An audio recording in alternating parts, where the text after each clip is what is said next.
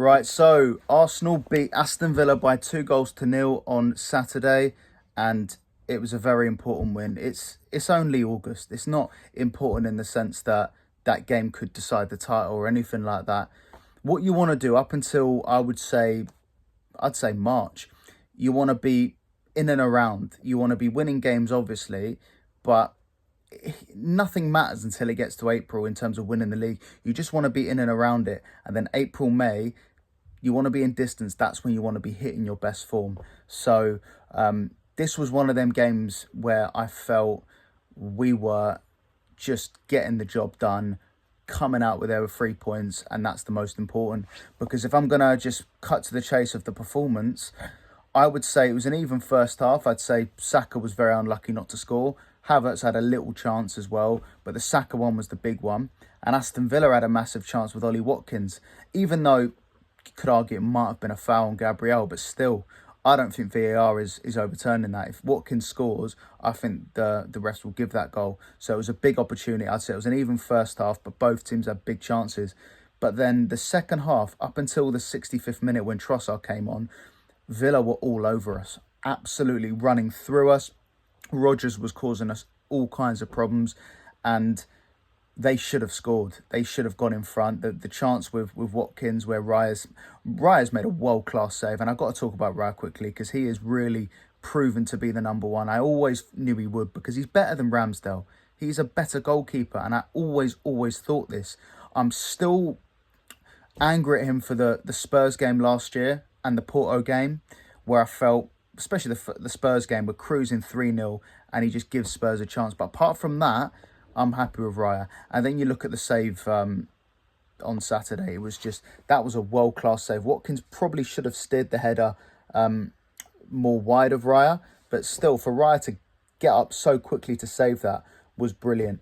But they were all over us. They were all over us, and it took Trossard coming on for the game to completely change, because within 2 minutes he scores.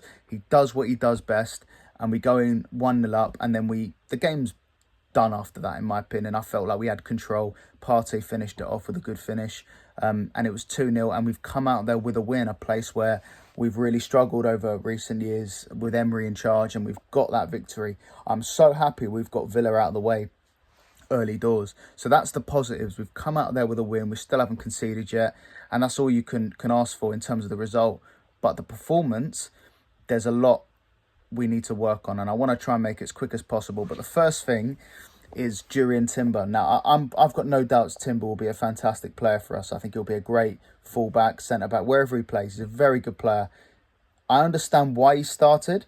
I completely get that, because you definitely can't start Zinchenko in a game like this.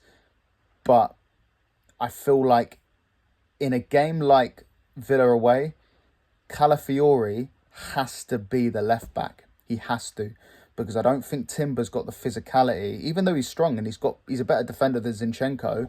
I think against the big teams in terms of size and quality, more importantly, Villa are a Champions League side now. That game was crying out for Calafiori. So those kind of games. So we're playing Brighton on Saturday. Even though I think Zinchenko or Timber's probably the right player for that kind of game, Brighton at home, I think we need to start Calafiori for the Brighton game. The only reason is because he's never started a game for Arsenal, and we need him starting for the Spurs game. Spurs away, Calafiori has to start. That's the wrong game for Zinchenko or Timber. Absolutely wrong game. We need some big defenders for that game in terms of size. And I think Calafiori, even when he came on against Villa, you could see how good was he when he came on. I just feel with Timber, I feel like what he offers us is not what we need away at Villa. No chance. We're gonna need players like him and Zinchenko for games where we're playing at home and teams are just gonna park the bus, and we need to try and cut through and try and find little avenues to create chances. So yeah, I think Timber really struggled big time. People said Timber was outstanding. I think Timber struggled. I think he really struggled, but I understand why Arteta played him. But I think that was the wrong game for him. Calafiori would be suited for a game like that. Second problem was Thomas Partey. I know Thomas Partey scored his goal, and he'd done a few good bits as well. but he's not the same player positionally, and he's lost his legs a little bit. He dropped a stinker, absolute stinker. He was very poor, and the goal and the result has overshadowed that. It was a very poor performance, and I think he was a big reason why Villa were carving through us. They were carving through us massively, and that's Partey's area of the pitch. He has to cover that area of the pitch, and they were just running through him. This ain't the Partey of old. I still think Partey's got a lot to offer for us, but I think this is the type of game where we need a Mikel Merino, who is just a little bit younger and a little bit more accustomed to the positional sense. Because I think I think Xhaka helped Partey a lot. Xhaka helped Thomas Partey a huge amount. And I think Rice is very different. Just likes to drive forward a lot. And I feel like if we play Rice deeper, we lose something. And I think Partey's clearly missing Xhaka next to him, because I think Rice is a different player. Mikel Merino could play well with Partey, but I think Rice plays better with Jorginho. Rice plays a lot better with Jorginho, because Jorginho is just a little bit tidier. Probably not as good a passer as Partey in terms of splitting the lines, but I think Jorginho is a bit more defensively solid. And I feel like Partey was really suspect a lot in that game, but he got the goal. So fair play to him. But I think that was probably the wrong game for him. And I think or maybe he's just not 100% fit. Maybe he's holding back a little bit. Maybe because he's got so many injury problems. Maybe he's holding back and it's affecting his performances, perhaps. But there was definitely something missing with Partey there. And Villa probably should have got in front. The final problem is Gabriel Martinelli. Now, one thing Martinelli will always give you is work rate. I can never criticise his attitude. And that's why we love him. And that's why he's definitely good enough for Arsenal Football Club. But we have to accept at this moment in time, Leandro Trossard is number one on that left wing. He is. He's number one. He's playing so much better than Martinelli. He's got more confidence than Martinelli. And I think Martinelli now just needs to accept the fact that he's a bench player. He can definitely get back in the team, but he's got to start proving it off the bench. He's got to start proving it off the bench. Or if Trossard has a run of games, then gets injured, then Martinelli comes in, takes his chance. Like what Martinelli done 3 years ago when Smith Rowe was on the left, Martinelli was on the bench, and then Martinelli had to prove himself. He did, and then he grabbed that left wing spot. Now he has to do the same with Trossard, because Trossard is the number one on the left. He's absolutely fantastic, and we can't keep playing Trossard on the bench. I know people might say, he's better off the bench because he's an impact player, but I think you're really underselling what Trossard can give you.